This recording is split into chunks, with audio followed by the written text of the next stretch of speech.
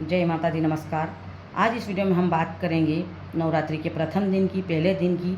नवरात्रि कब से प्रारंभ हो रही है और कुछ खास जानकारी रहेगी। पहले दिन माँ शैलपुत्री की पूजा आराधना में आप किस चीज़ का भोग लगाए और कुछ खास उपाय की भी बात करेंगे इस वीडियो में।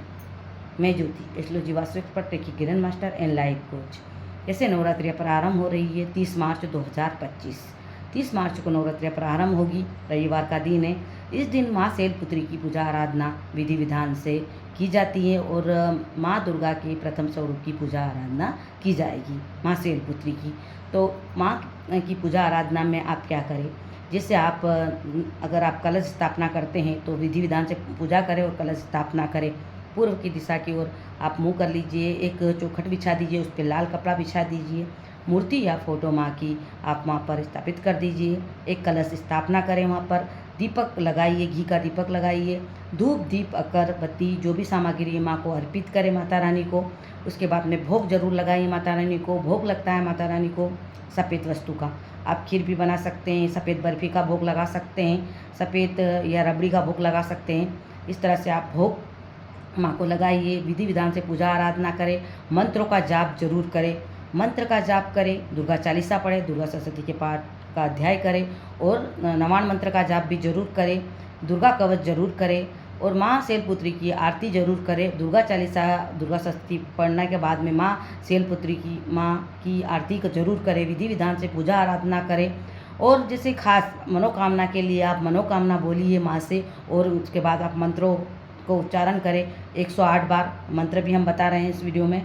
मंत्र को ज़रूर आप श्रद्धापूर्वक करें। 3 माला भी कर सकते हैं, 5 माला, 11 माला, जो भी बन सके मंत्र करें। और जो कामना है आप माँ से कहिए, आपकी मनोकामना शीघ्र पूरी होगी। माँ शैलपुत्री सारी मनोकामना शीघ्र पूर्ण करती हैं। तो कामना के साथ आप पूजा आराधना करें, जो भी आपकी इच्छा है। कहीं नहीं तो अच्छे स्वास्थ्य के लिए भी आप कर सकते हैं, ज्ञान प्राप्ति के लिए कामना कर सकते हैं। जो भी आपकी इच्छा है इस हिसाब से आप मनोकामना माँ से कहिए और पूजा विधान प्रारंभ करिए। अब हम बात करेंगे, जैसे माँ सफ़ेद वस्त्र धारण करती है, माँ श्वेत कपड़े धारण करती है। माँ के एक हाथ में कलश है और एक हाथ में त्रिशूल है।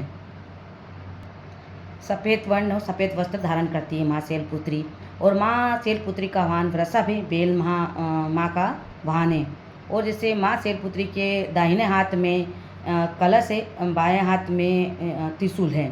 इस तरह से माँ की वेशभूषा है और माँ मतलब कि माँ की आराधना करने से सारी इच्छाएं पूरी होती है, वरदान देती है माँ।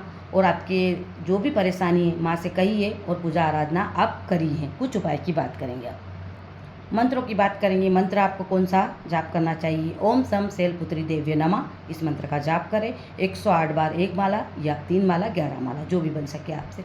दूसरा मंत्र ये भी कर सकते हैं, या देवी सर्वभूते शैलपुत्री रूपेण संस्था नमस्तते नमस्तते नमो नमः, इस मंत्र का भी जाप कर सकते हैं। आप कौन से भी मंत्र का या ज़्यादा मंत्र का भी आप जाप कर सकते हैं, ऐसा कहीं नहीं है। इस मंत्र का भी जाप कर सकते हैं। ओम ऐं ह्रीं क्लीं चामुंडाय विच्चे ओम शैलपुत्री देव्य नमः, इस मंत्र का भी आप जाप कर सकते हैं। इनमें से कौन सा भी मंत्र का 1 माला, 3 माला जाप जरूर करें श्रद्धा भाव से, जिससे माँ शैलपुत्री की कृपा प्राप्त होगी और आपकी इच्छाएं मनोकामना पूर्ण होगी। अब हम बात करें नवरात्रि में क्या उपाय करना चाहिए। नवरात्रि में 9 दिन की नवरात्रियाँ होती है, इस बार 8 दिन की नवरात्रियाँ हैं। और नवरात्रि में दुर्गा सप्तशती का पाठ जरूर करें श्रद्धा से और दुर्गा कवच जरूर करें। कलश स्थापना आप करते हैं तो कलश स्थापना करें, नारियल कलश पर स्थापित करके कलश स्थापना करें। और जैसे नवरात्रि में हनुमान जी के चरणों में जाके सिंदूर अर्पित करें, लाल फूल अर्पित करें, चंदन अर्पित करें, मोगरे का पुष्प अर्पित करें, मतलब या आप मोगरे का इत्र भी अर्पित कर सकते हैं। आप हनुमान जी के मंदिर में जाइए और बजरंगबली की उपासना करें। अगर आप कर्ज से परेशान हैं तो नवरात्रि में बजरंगबली हनुमान चालीसा जरूर पढ़ें। और साथ में जैसे हनुमान जी को आप सिंदूर तो अर्पित करें, साथ में अगर लेडीज़ है तो आप ब्राह्मण को देके अर्पित करवा सकती हैं। जेंट्स भी आप अर्पित कर सकते हैं, या अगर आप हनुमान जी को अर्पित नहीं करें तो माँ दुर्गा को अर्पित कर सकते हैं। सिंदूर, लाल पुष्प, लाल चंदन, ये सामग्री माँ दुर्गा को आप अर्पित करें। और बजरंगबली के मंदिर में जाकर हनुमान चालीसा जरूर पढ़ें। हनुमान चालीसा पढ़े, 1 सुपारी और पान या 1 पान का बीड़ा रोज 9 दिन तक माँ मतलब कि बजरंगबली की उपासना करें। और 1 पान का बीड़ा बजरंगबली के मंदिर में जाकर आप अर्पित करते हैं तो कर्ज की समस्या आपकी दूर होगी और आपको जो आर्थिक नुकसान हो रहा है उससे आप बचे रहेंगे। और खास उपाय की बात करेंगे धन की समस्या हो तो इस उपाय को भी जरूर करें। अगर आप 9 दिन नवरात्रि में करें तो बहुत ही अच्छा, नहीं तो शुक्रवार के दिन करें। माँ लक्ष्मी को गुलाब के फूल के साथ में 2 लौंग मतलब एक जोड़ा लौंग का जरूर अर्पित करें। ऐसा करने से धन की समस्या आपकी दूर होगी। अपने घर के मुख्य द्वार पर 2 लौंग जलाइए। थोड़ा सा एक पात्र ले लीजिए, उसके अंदर कपूर रखकर 2 लौंग जलाइए अपने घर के मुख्य द्वार पर, जिससे घर की नेगेटिव एनर्जी दूर होगी और घर में माँ लक्ष्मी का आगमन होगा।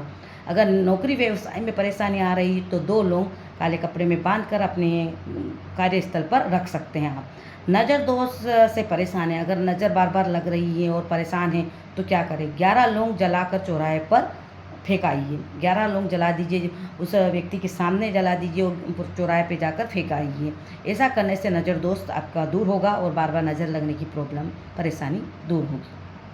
जो एक 11 लौंग वाला उपाय है, आप उस व्यक्ति के ऊपर से 7 बार उतारिए। उसके बाद आप जला भी सकते हैं और वो उसकी राख बाहर फेंक सकते हैं, या फिर आप उतार के चौराहे पे जाकर फेंक सकते हैं, ऐसे बिना जलाए भी। इस तरह से भी कर सकते हैं, जैसा भी आपको लगे उचित, इस तरह से आप कर सकते हैं।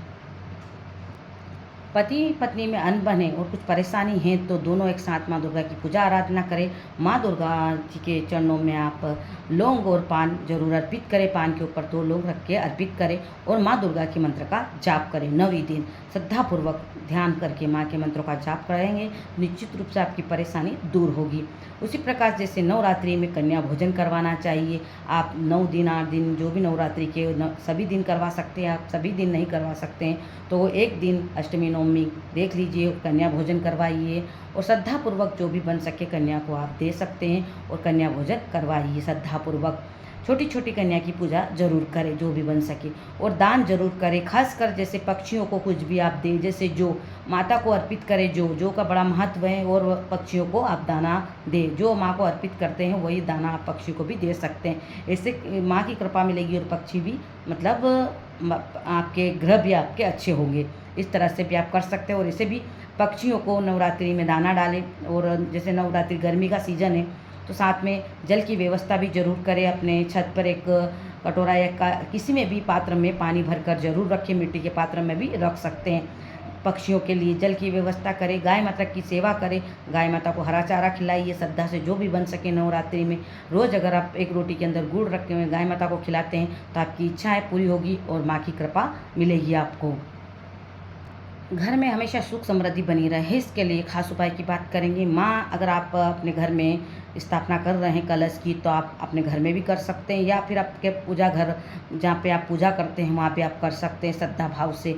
या मंदिर में जाके करेंगे तो हो सकता है कि पॉसिबल नहीं हो, तो आप अपने घर पे भी कर सकते हैं। एक पान के पत्ते पर केसर से आपको श्रीम लिखना है। एक पान के पत्ते पर केसर से श्रीम लिखिए और उसके बाद देवी माँ के चरणों में आप इसे अर्पित कर दीजिए। और आप 9 दिन तक अगर वहाँ पर रखें तो बहुत ही अच्छा है, नहीं तो आप एक दिन अर्पित करने के बाद दूसरे दिन उसे आप लाल कपड़े में लपेट कर अपनी तिजोरी में रख सकते हो। 9 दिन वहाँ पर रखें और 9 दिन जब पूजा आराधना हो जाए पूरी, उसके बाद में लाल कपड़े में लपेट कर अपनी तिजोरी में रखें, जिससे घर में सुख समृद्धि और धन का आगमन बना रहेगा।